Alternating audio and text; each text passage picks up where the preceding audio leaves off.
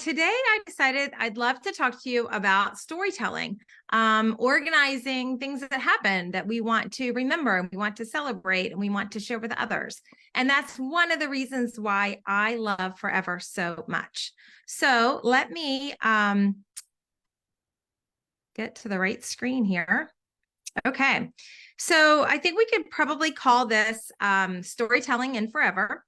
And I'm going to show you a way to be able to organize those stories together in your Forever account by giving you an example of a story that I wrote about or told about recently.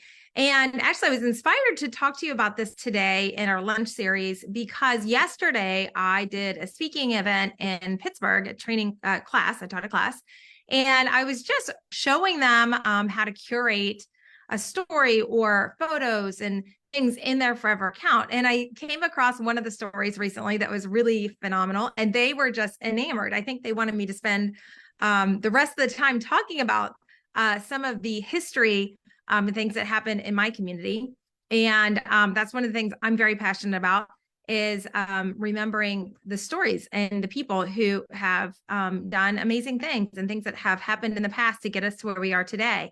So you might have a loved one who maybe is a hero from war or has done something phenomenal in their life. Maybe it's a business or just have a great story that you want to record and to remember so future generations will see that and know that. So I'm hoping that by me giving you this example, it's going to help you to think about what ways that you could tell some stories like this. Okay, so let me share my screen and we'll go from there. All right, so I'm going to show you, we're going to pop right into my Forever account here. And we've been in lots of trainings like this before, so I'm not going to go over exactly what it looks like, but we are in an album on the albums page.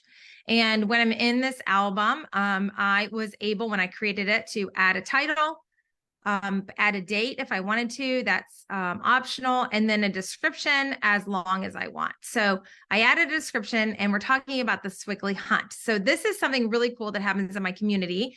It's called The Hunt and it's been going on for many, many years. In fact, I am part of the Squiggly Valley Historical Society, and we had a recent event presentation at our society last month about the Squiggly Hunt, and then the hunt launched and they had their kickoff. So I just wanted to tell that story in my Forever account. This actually would probably be a good example of something that would be a great public story to put publicly in your Forever account. So we can look at that too. But let's take a look at what the story is. So first of all, I have a little nested album here. This is a nested album. It's kind of like a sub album. And this is about the Squiggly Valley Historical Society presentation. So I could spend a little bit more time adding some color to this and some words to this by clicking edit info. And I could put a whole description here about the presentation and the fact that it was Carol Simple Thompson that spoke. And I could put that down here and write a little bit more, which I probably will do when I curate this a little bit more. And then I would just hit update. But if I take a look here at some of the photos from this event, you can see that we have two ladies here. These were two of the masters with the Squiggly Hunt. One is Carol Simple Thompson, and she is, I guess, head of the hunt. And then I think this is Meg. I can't remember her last name, but she's in charge of all the hounds. So they have a pack of like 25 hounds, and she's in charge of them. Like, it is incredible. I was just so amazed that that is like something that they do. I can barely control my dogs. And to see her on her horse with 25 dogs following after her was really remarkable. So she brought one of the hounds to show during our presentation. And again, you know, when I'm curating this story, I would like to go in here, hit edit info and add a description to this photo. I could put their names here, tell maybe a little bit more about that story, about what she does with the hounds, and just start curating that here. So that's one thing. Here's a beautiful painting of the hunt. This is the country club in my community. And look how cute the little hound is peering over. I just thought that was cute. This was the actual presentation and the people that were there at that event in our little historical society building. And this was pretty cool. I loved this piece where it said the first hunt was by invitation on New Year's Day, 1904. And these are the people that were invited to the hunt. So I thought that was pretty remarkable and really neat. So what I probably will do, and I'm just going to do this to show you some curating ideas here. And that is, I am going to select all of these, and I want to show you how I can use what's called a bulk organizing tool in order to add some curating and some descriptions to these photos all together at one time. So if I just click the bulk organizer, you can see here that now I can do something with all of these photos, like I said, together at the same time. So I could add all of these photos to another album, which I'm not going to do that. That's not something that I want to do. I'm not looking to create another album. I could add tags to all of these, and I definitely want to do that. So I'm going to put HVHS. So that's our Historical Society. So I do want to tag it as that. I probably won't tag this weekly hunt because that's not something that is going to be prevalent in my Forever account. It's kind of a one-time thing. So I personally don't really need a tag for that. I would want to be tagging things like my kids or events or special holidays, things that our family does, you know, on a regular basis that I might want to go back and pull up later. But Sewickley Valley Historical Society is something that I'm very involved in. I would love to be able to have a tag for that I could click on and see all the things, you know, over time from the Historical Society. Now here it says edit name. I could change the name of all these photos, but I'm going to give you a tip. And this is an important tip. Don't change the name because it's good from an organizing perspective to have each of your images have their own name. So there's no duplicate names. So the naming system is important and you don't want to change that, but you can edit the description. So I could add a description here. So let me just write Carol Simple Thompson spoke and shared about the Sewickley hunt. She shared memorabilia. Let's just put that. About the Sewickley hunt. Okay, I could put more, but I just want to show you the example here. And I could add a date if I want, but that's optional. So if I hit save changes, you're going to see that there's going to be a tag and a new description applied to each of these photos. Okay, so do you see that over here on the right-hand side? We've got a description, and now we have the tag. You can see that these photos were taken October 26th, and they were uploaded November 6th. So those are some information that just comes in automatically on the photos. Because the phone, you know, saved that metadata in the digital images, the digital information, the metadata. Okay, so there we are. So there's that. Now let's take a look at the photos. So I really want to show you these because it's really amazing. I think you're going to love this story. But basically, I took a ton of photos, right? I mean, I'm just like everybody else. I don't know, maybe took 50 photos. My daughter was with me. We were both taking a ton of photos. We were enamored, amazed. It was just a beautiful moment, trying to soak in the moment and be in the moment, but take some photos to remember it at the same time. So I pulled out the best, I don't know, 10 or 15 and a couple of videos as well to save the story. So I oftentimes say that, you know, if we have like a mass amount of photos, like on your camera roll, you probably have a mass amount of photos of each event. How much time do you spend looking at them? It's overwhelming. It's too overwhelming to go in and to look at all of these photos. But if we can pull out the best ones, then we can save it in a story like this. And then it's fun to look at. It's enjoyable. It feels good to get a snapshot and a glimpse of the best photos. It's kind of the way we curate a story for Facebook. We want to, you know, we take pictures, we take out the best and we curate to put it on Facebook. It's kind of like that idea too. But I'm curating to put it in a permanent and private full resolution home of forever storage, which is very different from Facebook. We've talked about that before, but it's important that you're doing your photo homework and you are cleaning up your photos and keeping them in a way so that your kids can enjoy them one day. But let's take a look. So I did add a description to all of these, and there's no tags there yet, but I could do that. And there is the head of the ceremonies. And there is a tradition where there's a sherry toast, a toast of sherry in silver goblets with the masters of the hunt. So there, Brian is his name. He is getting ready to toast. And this is Carol, and she's the one who spoke at the Historical Society and is a master of the hunt and has been for generations. I just want to show you the picture of the dogs. Look at those dogs. I didn't get too long of a video there because someone walked in front, but it is so neat to see the dogs following along as well. And this was the blessing. So there's a blessing at the hunt. So the priest came and gave a prayer and a blessing over all of the horses. And that was really great. The blessing was awesome because he asked to protect all the living things. And it was just really sweet. I can't remember exactly what it was, but it was a great little prayer.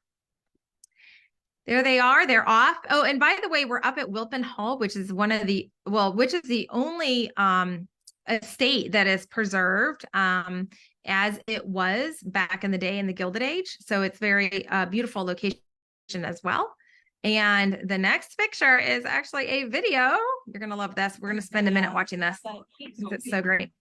So when you're watching a video, you can always get rid of the metadata by clicking this button in the bottom right and just watch full screen.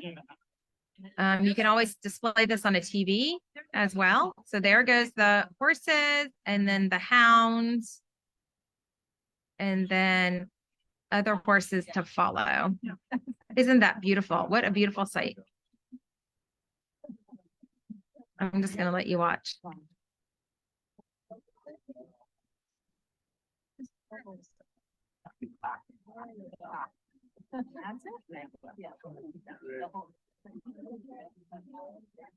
Now, the other nice thing about your Forever account is you can share this video or any photos, videos. You know, we've talked about sharing before, but since I have video streaming on this account, I just press play to watch this video.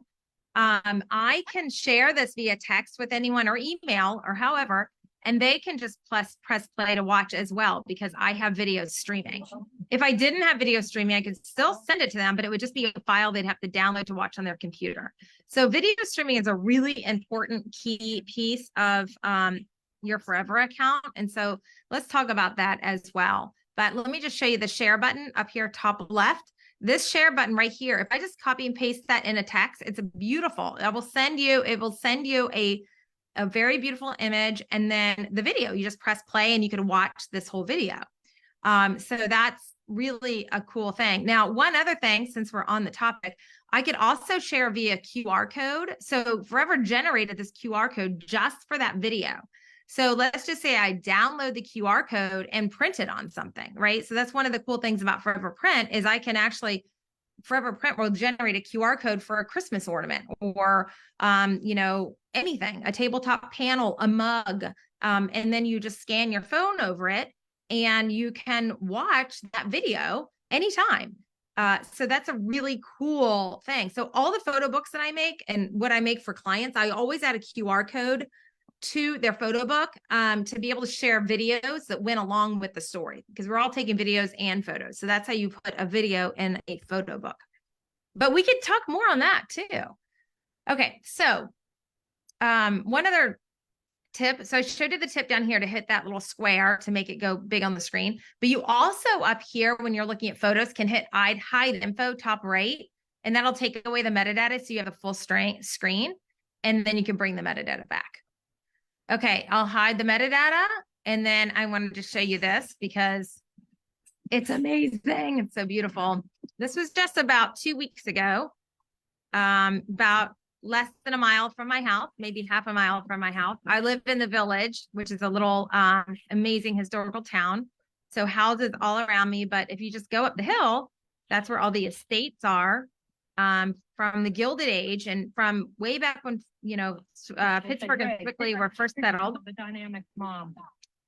Ray. So Look at the mom.